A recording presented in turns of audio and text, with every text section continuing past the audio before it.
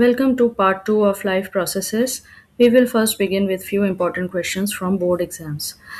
Secretion of saliva in mouth will affect the conversion of A. Proteins into amino acids, B. Fats into fatty acids and glycerol, C. Starch into simple sugars, and D. Sugars into alcohol. So the correct answer is C.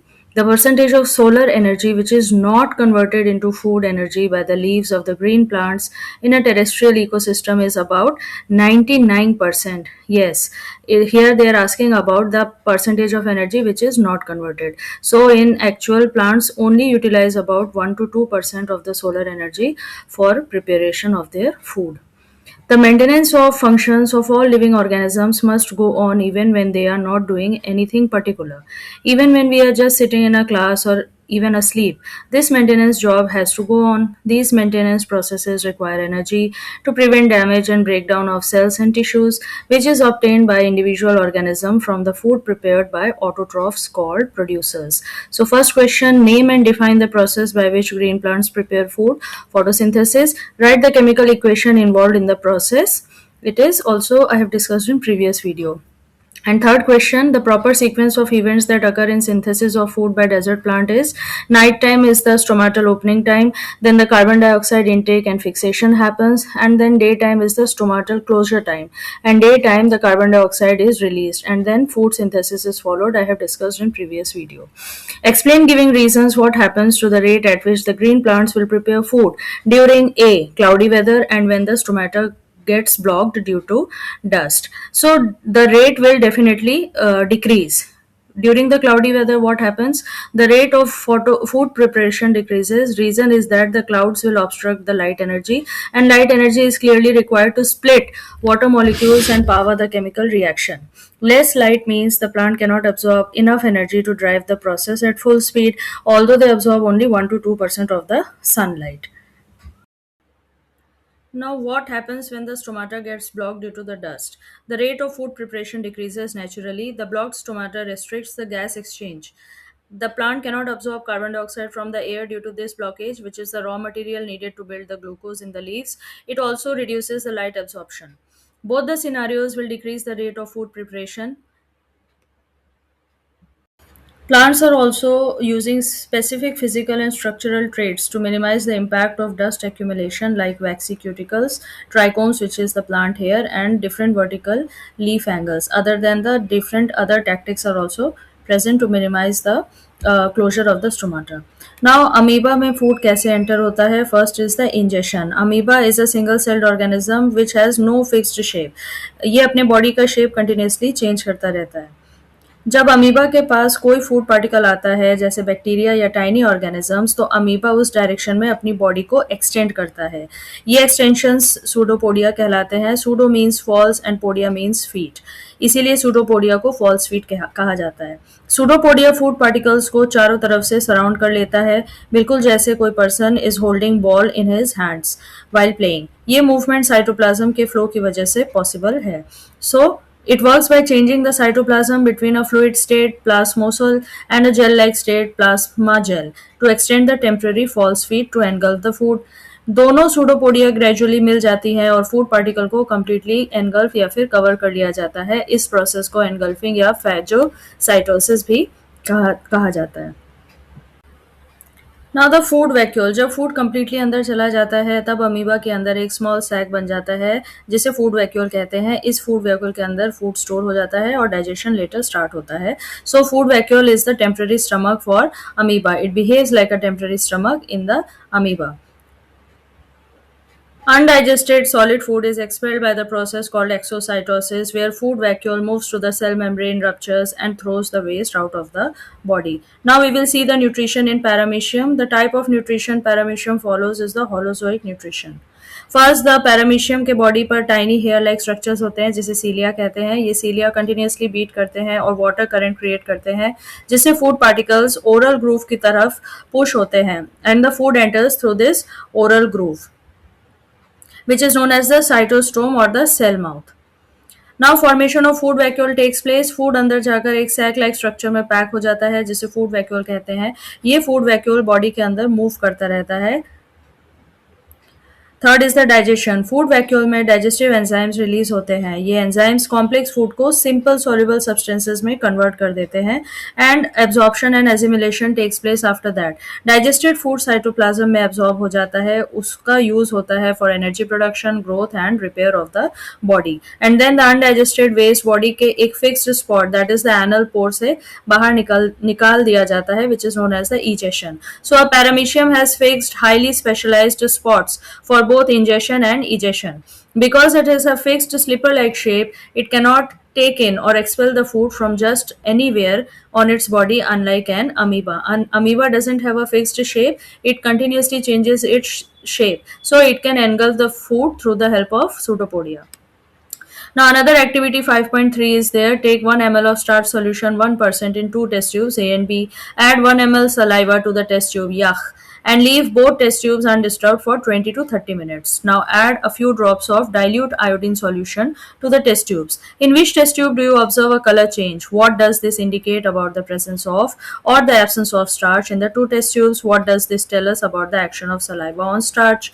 Observation is that test tube B shows a blue-black color after adding iodine solution, and test tube A doesn't show the blue-black color. Reason being, iodine solution turns blue-black in the presence of starch. In test tube A, saliva was added. Saliva contains which enzyme? Salivary amylase. And what it does? It breaks down starch into simple sugars like maltose. Therefore, starch is absent in test tube A after some time. In test tube B, no saliva was added, so the starch remains unchanged. So the food material taken in during the process of nutrition is used in the cells to provide energy for various life processes. Diverse organisms do this definitely in different ways. Some will use oxygen to break down the glucose completely into carbon dioxide and water, and others will use other pathways that do not need oxygen. In all the cases, the first step is to break down the glucose, a 6 carbon molecule, into a 3 carbon molecule called pyruvate. Now, respiration is that biological process by which living cells break down food molecules, that is glucose, and release energy, producing carbon dioxide and water as byproducts. It also provides essential energy ATP required for survival, growth, and all bodily activities. Basically, all the bodily activities need energy, and this energy we are getting from food, but respiration is that actual process where the breakdown of the glucose takes place and then the release of the energy is there. The great split is that suddenly glucose दो equal parts में टूट जाता है. C6H12O6 is glucose and it gets converted into 2C3H4O3 and releases energy. अब glucose से 2 pyruvate molecules बनते हैं and her pyruvate के पास 3 कार्बन एटम्स होते हैं. Glucose gets converted into pyruvate in the cytoplasm और the cytosol of the cells. But why the breakdown of glucose is needed in the first place? Good question. Glucose itself is too large to pass through the mitochondrial membrane. So it is the pyruvate that reaches the mitochondria and releases more energy. Actually, the size of the glucose is too large. So अब आ जाता है अगर oxygen available हो then pyruvate mitochondria में जाता है, वहाँ oxygen उसको कम्प्लीटली तोड़ देता है. Carbon dioxide, water and lots of ATP बन जाती है. This is known as the aerobic respiration. The release of energy in this aerobic respiration is lot greater than the anaerobic respiration. So when the pyruvate is broken down in the presence of oxygen, it is known as the aerobic respiration, which releases a large amount of energy along with carbon dioxide, water. Common causes of oxygen deficiency in body. Now, heavy exercise or fast running during the intense physical activity, muscles need a lot of oxygen and that too very quickly. And then lungs and blood may not be able to supply enough oxygen in time, so the muscle will start doing anaerobic respiration. तो मतलब अब जब oxygen available ना हो at that time जब हम fast running करते हैं और ऑक्सीजन कम पड़ने लगती है दैट टाइम पायरुवेट कन्वर्ट हो जाता है इनटू लैक्टिक एसिड और इससे मसल क्रैम्प्स होते हैं. मसल क्रैम्प्स क्यों होता है? Because lactic acid starts accumulating in the muscle cells itself which lowers the pH of the muscle. Muscles become slightly acidic और इससे मसल की नॉर्मल फंक्शनिंग अफेक्ट हो जाती है. As a result muscles feel tired, stiff and painful. Without oxygen, pyruvate remains in the cytoplasm. वहाँ पर it undergoes fermentation to produce lactate in animals and bacteria or ethanol in the case of yeast. So pyruvate is produced by almost all the living organisms during the process of respiration. The glucose molecules produced in the plants are soluble and they cannot be stored easily. Plant भी glucose बनाता है, but it cannot be stored easily. Therefore, thousands of glucose molecules are linked together, polymerized to form starch, and the starch is stored in the chloroplast or converted and transported to other parts like root, tubers and seeds. Key reason is that glucose is soluble और अगर वो cell में रह जाएगा it will cause water to enter via osmosis and potentially burst the cell, but starch is insoluble and it can be stored. इसीलिए plants they store food in the form of starch. The energy released during cellular respiration is immediately used to synthesize a molecule called ATP, adenosine triphosphate, which is used to fuel all other activities in the cell. In these processes, ATP is broken down to give rise to fixed amount of energy which can drive endothermic reactions taking place in the cell. Endothermic reactions are the reactions that need energy to happen. In cells, many activities require energy, so ATP breaks down and releases energy to run these reactions. ATP breaks down into adenosine diphosphate and phosphate ion and releases lot of energy. And the full form of ATP is adenosine triphosphate. So this is a conversion of ATP into ADP and phosphate ion. The ATP and ADP एक cycle है interconversion का, which is continuous reversible process. The cells use this to store and release energy, acting as the primary energy currency. ATP releases high energy for cellular work by losing a phosphate to become ADP, that is the low energy, which is again then recharged back into ATP, that is the high energy, using food or sunlight. जब कोई भी terminal phosphate linkage in ATP is broken using water, the energy equivalent to 30.5 kilojoules per mole is released for cellular activities. The remaining molecule is ADP, which can be again recharged back to ATP using food or sunlight. So this is ongoing reversible cycle in which ATP gets converted into ADP and ADP again gets converted into ATP. अब हमने human और animals में तो respiration पढ़ लिया, but we have to now see how the plants respiration works.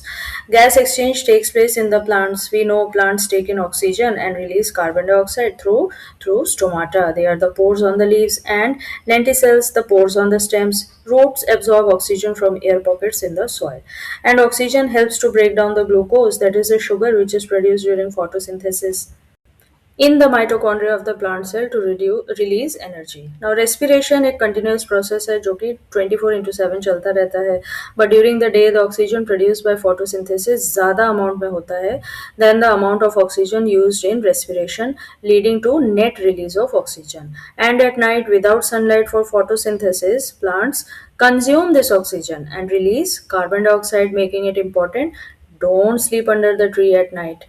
Now, what is the difference between photosynthesis and respiration? Photosynthesis converts light energy, water, and carbon dioxide, organic compounds, into glucose and oxygen in chloroplast to store energy.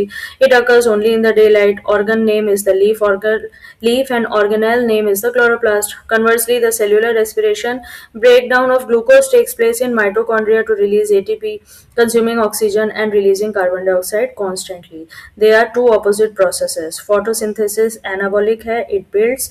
Respiration catabolic है, it breaks down. And plants primarily respire aerobically. Now the differences between breathing and respiration. Breathing is physical process, respiration is chemical process. Breathing occurs in lungs, respiration occurs inside the cells, mainly mitochondria. In breathing, no energy is released, but in respiration, energy is released.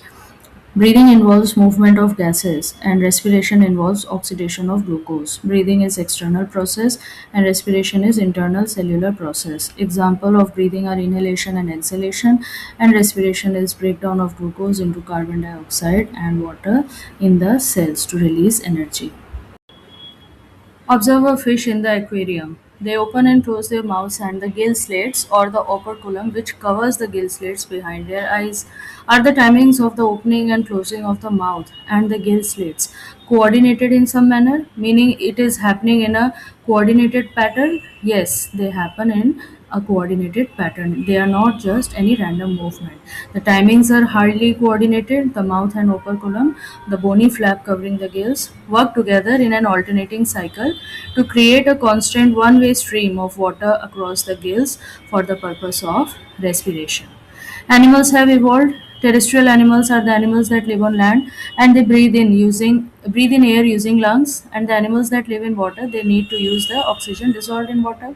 So they breathe by using their gills to extract dissolved oxygen from water, and they respire by using that oxygen at cellular level to produce energy and expel the carbon dioxide as the waste.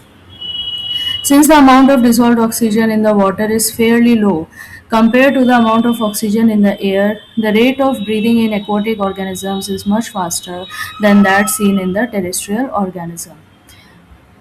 In human beings, air is taken into the body through the nostrils. The air passing through the nostrils is filtered by the fine hairs that line the passage. The passage is also lined with mucus. At this security check of nostrils, hair and mucus act as the body's first line of defense, filtering and conditioning inhaled air to protect the respiratory system. Hair traps large particles, and mucus captures smaller dust, allergens, and germs, humidifying air, preventing infection, and ensuring cleaner air reaches the lungs. This is the main purpose of hair and mucus, which ensure that lungs are filled with clean air. Then comes the pharynx, which is the throat. From the nasal cavity or the mouth, air moves into the pharynx, commonly called the throat. The pharynx is a common passage for both. Pharynx is connected to larynx, the area at the top of your throat that contains the muscles that move to produce the voice or the vocal cords. The larynx and the epiglottis work together to protect the respiratory system during swallowing. The larynx is the voice box located at the upper part of the windpipe or the trachea. It helps in producing sound, allowing the air to pass into the lungs. The epiglottis is a leaf-shaped flap of cartilage present just above the larynx. So epiglottis is cartilaginous flap. It is located just right above the larynx and it controls the entry of air. It functions for the safety mechanism. While breathing, the epiglottis stays open, allowing the air to pass, but whenever a person swallows the food while eating, the epiglottis folds backward to cover the entrance of the larynx, so food and liquid do not enter the windpipe and the lungs. After swallowing food, the epiglottis returns to its original upright position. That is why we should not speak while eating. So the epiglottis acts like a protective lid for the larynx during swallowing. The larynx or the voice box is a 4 to 5 centimeter cartilaginous organ in the neck. It connects the upper respiratory tract to the trachea and it contains the vocal cords for sound production. It facilitates breathing, protects the airway from food aspiration, and also enables the speech. Next comes the trachea or the windpipe. The trachea or the windpipe is a long tube-like air passage that carries air from the larynx to the bronchi. It is 10 to 12 centimeter long cartilaginous tube located in the neck and upper chest. Made of the C-shaped rings of cartilage, it lies in the front of the esophagus and it conducts air only, no food can pass through it. The inner lining has ciliated epithelium and mucus to trap dust. So it also has the mechanism for cleaning the air further after the nostrils and the with the help of hair and mucus. It also cleans with the help of cilia. Functions of trachea: it prevents the collapse of air passage due to the cartilage rings. It stays firm, allows the smooth flow of air to the lungs and filters the dust. The bronchi are located in the chest cavity, branching off from the lower end of the trachea, that is the windpipe, and extending into the left and the right lungs. They serve as the main passageways connecting the trachea to the lungs. So, at the end of your bronchioles carry air further into the alveoli. Here, the oxygen transfers from your lungs to your blood. Carbon dioxide enters your lungs from your blood as it picks up oxygen. When you exhale, your bronchioles, bronchi, and the rest of your airways push carbon dioxide out of your lungs with the air you breathe out. So, alveoli is the actual spot of the exchange of the gases where oxygen is passed on and the carbon dioxide is expelled. Alveoli are small elastic cauliflower shaped sacs at the end of the bronchioles. They act like balloons, filling with air upon inhalation. The membrane separating the air and the blood is extremely thin, allowing rapid transfer, about 1 micron thick. ये alveoli है असली exchange market जहां oxygen अंदर और carbon dioxide बाहर हो जाती है, and this exchange takes place rapidly because the membrane separating air and the blood is extremely thin. It has a thickness only about 1 micron. इनके वॉल्स पर ब्लड वेसल्स का फुल ट्रैफिक नेटवर्क होता है. जब हम सांस लेते हैं, रिब्स ऊपर उठती हैं और डायफ्राम नीचे फ्लैटन होता है। चेस्ट कैविटी बड़ी होती है और हवा वैक्यूम इफेक्ट से लंग्स के अंदर खींची चली जाती है। ब्लड बॉडी के हर कोने से कार्बन डाइऑक्साइड को उठाकर यहाँ लाता है और बदले में ऑक्सीजन को पिक कर कर सेल्स तक पहुँचाता है। This is the actual mechanism of breathing. The blood in the surrounding capillaries is oxygen poor, so oxygen molecules naturally move from high pressure air in the alveoli through the alveolar wall and capillary endothelium into the blood. So the human lungs contain about 300 million alveoli, and together all the alveoli create a surface area of about 70 square meters, almost equal to the size of a tennis court. This is the main thing which was affected during COVID-19, and that is why it led to the death of the patient suffering from COVID-19. The alveoli have thin walls to allow easy and rapid exchange of gases between lungs and the blood. And why the thin walls are important? Because oxygen from inhaled air must pass into the blood quickly. Carbon dioxide from the blood must move out into the alveoli to be exhaled. Thin walls reduce the distance between the gases. The reduce the distance the gases have to travel, so the diffusion happens very faster, and fast diffusion is necessary. But what is diffusion? Once oxygen passes into the capillaries, it attaches to the red blood cells which carry the oxygenated blood through the pulmonary veins to the heart for distribution throughout the body. Counter simultaneously, carbon dioxide moves from the capillaries into the alveoli to be exhaled.